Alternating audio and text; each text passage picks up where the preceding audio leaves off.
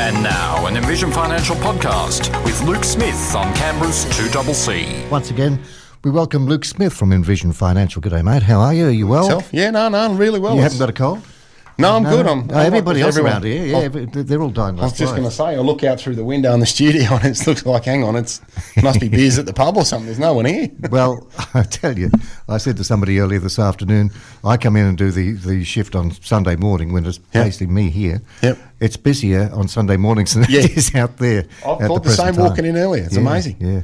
Okay, let's get down to business. Yep. And the question today, should my investment loan be principal and interest? Yeah. And apparently everyone comes in with an investment loan. It's P&I. Yes. And complains that it's costing them a lot of money to hold. And today we're going to talk about another option that could save you some cash flow pressure. Yep. The question being, what is the difference, for a start, Yeah, look, between P&I and IO? Great intro there. And I think this is prevalent. Now, I preface this by saying, do what is right for you, but don't assume that something is better or worse. And what I mean by that is this. Mm-hmm. Everyone comes in and goes, I've got an investment property, rates have gone up, there's rates, there's land tax, there's costs, and I'm throwing 500, 600, 700, 800 a month at it and it's killing my cash flow. And I ask them, well, why have you got a principal and interest loan on an investment property? And they go, because the rate was lower or my broker said so. Now, again, it's not about right or wrong. I just want people to think about what is right for them. And what I mean is, if you have a principal and interest loan, the monthly payment is going to be more than if it's interest only, because we're paying the interest component only. We are not making a monthly payment of the principal. So, for example, if you had $1 million loan at 5.64%, the payment is $5,766. Now, if you had an interest-only loan at 5.84%, okay, so the rate's a little bit higher, the payment is $4,866. That's a $900 difference per month. And the reason I point that out is, don't assume that a lower rate is better. Because if you're trying to manage your cash flow, interest only, as I've just given you an example there, $4,866 is less than $5,766. Again, $900 difference. I guess it comes down to your own personal ability to repay a loan for a start. Well, that's exactly right. But capability. If you're going to hold something for investment purposes, if you reduce the principal, you are reducing the debt and you own more of it. And a lot of people say to me, well, I did it principal and interest because I want to pay it off. Well, guess what? Interest only with an offset account will 100% achieve the same thing. And here's what I mean. If you had $1 million loan and you put $200,000 into the offset account, your monthly payment will fall to $3,893. Now, that is a lot less than the $4,800 example and the $5,700 example for principal and interest. So let's knock this fallacy on the head once and for all. If it's interest only, I can't pay it down. Yes, you can. Put an offset account on the loan and fill up the offset account. Any money in the offset account is effectively a loan repayment, because if you owe $1 million and you put $100,000 in there, in the eyes of the bank, you owe $900, and they only charge you on the $900. If you have a principal and interest loan and you put a couple of $100,000 in the offset, yes, you will save on interest, but your monthly payment will not drop. So again, we need to come back and say, what is my primary objective? I want to reduce the holding costs or the cash flow shortfall on my property, interest only with an offset account. If you inherited some money, you won lotto, you found a drum of money in your backyard and you wanted to put that on the loan and pay the property down, wonderful, you can. And the benefit of that is as well, with interest only, your monthly payment will fall. So the more you save, the less you pay. So many people come in and go, well, I have to have principal and interest to pay it off. No, let's bash that on the head right now, because you need the right structure for your cash flow. Because here's an extension of that example. If we can reduce your monthly outgoings on a property by $900 by having interest only, and let's say you save that difference into the offset account, you're not giving it to the bank. If the bank takes a principal payment, they take the money, it's gone. If it sits in the offset account, you still have 100% access to that money. Now, the wonderful thing is, what if you got to the end of the year and said, oh, I've saved an extra X, I can pull that out of my offset account because it's available to me in the offset account, in the interest-only example, and I can put that money into super, claim a tax deduction, and lower my taxable income. I would rather people have access to that $900 per month over the course of 12 months to then be able to use it for other strategic benefits. So based on that, Luke, I mean, why would you want to go for a principal and interest loan? Well, you wouldn't. And a general, I think... But people would come to you and say, look, I want this principal and interest loan. Yeah, but again, that's only because since the dawn of time, people hear the word interest only and go, start shaking and sweating and go, oh, but I want to pay it off. How do they go? They go, That's very good. That's very good. That should be the start of a new song, I reckon. But I just want to bash that fallacy on the head, because it's not something that is legit. And I can understand, the older generation having that view and passing on that view to their children, because back in the day an offset account didn't exist. So a true interest-only loan back in the day was you only paid the interest costs, so you didn't make any inroads in the debt. But however, with the introduction of offset accounts, wonderfully powerful structure, wonderfully powerful vehicle. And again, I think a good broker here is worth their weight in gold, because they explain to people the difference. A lot of people just see a lower rate and go, oh, 5.6 is better than 5.8. And then they realise that their payment is a lot higher and go, hang on, how is this good for me? And again, we need to come back and say, what is our purpose with that property? Well, I want to get a tax deduction, but I want to limit the amount of money that the bank takes. Great. Have an interest-only loan. If you're an absolute lunatic and you can't save and you can't manage your money and the only way you can pay that down is principal and interest, then maybe that loan is right for you. And if you are that sort of lunatic, that's fine. Just acknowledge that you are and I think you've just upset half of our audience. and use a vehicle that is there. But I think a lot of people have one only because they don't understand the alternative. And when I explain it like that, they go, oh, well, how do I get that fixed? Yeah, beautiful. Please. So can you change can you change halfway through or part way through? All you do is just go to your mortgage broker and say, hey, can we refinance this somewhere else? Yeah. And you'll be able to get a much better deal. And I think with rates getting cut, people should really now be shopping around and finding that rate.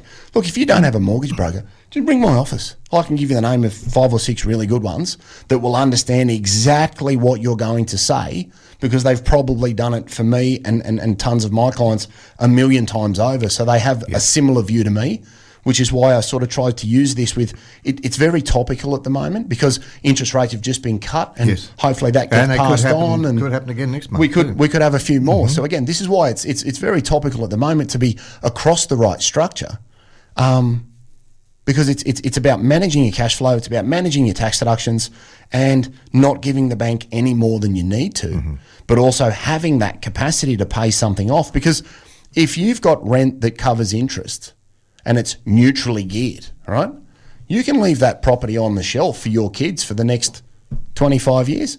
You might have 15 years to retirement. You might then want to build up your super and maximise deductions and do other things with your cash flow. If we can free up your cash flow by getting your loan structure right, nobody likes paying crazy amounts of money into a property hoping that it goes up and seeing not much in the way of cash flow benefit by having the wrong structure. So work out what's right for you. Get some advice around what your options are. Compare the market. See what you've got in relation to principal and interest, and don't assume that a lower rate is better, because this is about managing your cash flow, not managing the interest rate. Okay, we'll take a break with time at 40 minutes away from 5 o'clock. And you're with Luke Smith from Envision Financial, as we are each and every Friday afternoon at this time. And Luke Smith from Envision Financial is our guest, as always, on a Friday afternoon at this time. What are the key things that people can do to structure their investment loans correctly? And we're talking, of course, on the difference between investment loan and principal and interest loans. Well, what about structure? Yeah, so interest only with an offset account will allow you to pay down the debt. Okay, so again, we said before the ad break, let's squash this assumption that you have to have principal and interest to be able to pay down the liability. You don't. You can have an interest only loan with an offset account. You can have $1 million loan. You can throw $1 million if it fell out of the sky into the offset account, and you've effectively paid off the property. So have the right structure for your cash flow. As I said before the ad break, if you're a lunatic and you can't save and you just can't be trusted, principal and interest is fine for you, because you will slowly pay that down and it'll be a forced saving, and it's probably good for you if you have no discipline. If the rent covers the interest cost and it's neutrally geared, you can leave it alone and then use money to maximise super, pay off other debts, pay off your primary residence, and use that cash flow that would otherwise be given to the bank under a principal and interest environment. And before the ad break, we looked at the difference between two interest rates. Don't assume that a lower interest rate is better. You need to ask a better question and say, what am I trying to control? The cost or the cash flow? Because managing the cash flow can reduce the difference between a big gap in I've got $5,000 a month of interest and I've got $3,000 a month of rent. If you can get an interest-only loan and bring that down to 3.5 to 4, it's almost neutrally geared. Or it's going to limit the need for you to throw in additional money, which I find a lot of people really don't like, especially when the cost of living's gone up and you've got a change in situation. But if you're renting somewhere, you've got an investment property and you're renting somewhere, if the rent covers interest, well, you can hold on to that property forever. Exactly, and that's what I mean. If you can get it neutrally geared, you've got an estate asset for your children, you've got something that you can pay down later with superannuation or savings or whatever you decide to do in relation to what your why is for that property. A lot of people just hold stuff to see the value go up, which is great, and that's one of the main reasons that people buy investment properties, and then they look to try and sell them before they move into retirement phase, or sell them after they finish work to lower the capital gains and then throw the money into super. So if you can get rent to cover interest and hold that from a neutral cash flow perspective, wonderful, that's great. Let it cook and just let it do its thing, and you can then go about paying off your primary residence or whatever it may be. But make sure your loan is structured for you correctly. If you pay something down and then want to do something else in relation to drawing money out or buy another property, get an interest-only facility against that property as well. Have an offset account and use the money to limit the cash flow that the bank is going to take. Principal and interest will cost you more, interest only will cost you less, and over time you may find that you can use that difference or that cash flow saving for super contributions for you, super contributions for a spouse, kids' school fees, whatever it may be. But just don't assume that principal and interest, because the rate is lower, it's better. In the example we spoke about before the ad break, the interest only rate was higher, but the payment was less. So just ask. And again, it's more like a deer in the headlights. Ooh, cheaper rate, let's have one. But you actually need to think a little bit broader than that and think about the impact on your cash flow. Yeah, I guess I would imagine the main thing that people do consider when they're looking at this is, yes, if I do interest only, they figure, well, I'm never going to own the place. I'm never going to own Correct. the and that's property. why you must tie an offset account to the loan and go to your broker and say, hey, I'd like it interest only with an offset account, please, because then you can throw anything you want into that offset account. You could even have a principal and interest loan, as we said before in that example, $5,700 against $4,700. And that $1,000, if you just want to leave that in the offset account, I'm fine with that because you're building up a nest egg of capital that you can get. If the bank's taking it, you may not have the same access to that money because it's paying down the principal. The bank now has your cash. If it sits in your offset account and you get to June and go, oh, I've got $10,000 in that offset account, that'd be a great way to fund a deductible contribution to super that would then save me $2,500 to $3,500 depending on my tax rate. What a wonderful use of that saving to then further lower your tax rate. With principal and interest, the bank's got it. Yeah. So you've missed out on that ancillary opportunity from a strategic perspective. So again, it's not about is it better or worse? It's not about do I have to or not? Just think about it, because I find a lot of people come in office and go, oh yeah, that thing, oh, it's killing me. I'm throwing this much at it a month. Oh my God. Well, did you know you can do that? Oh, that'd be a lot easier for me to hold it long term if I could reduce the cash flow impact of it. Go to your bank, or better still, get a broker involved. They'll be able to find you the cheapest rate, because when was the last time the bank you're with called you and said there's a deal somewhere else?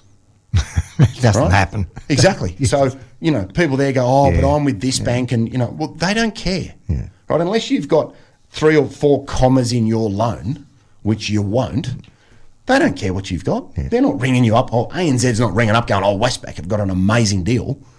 That's never happened to me. Has it ever happened to you? No.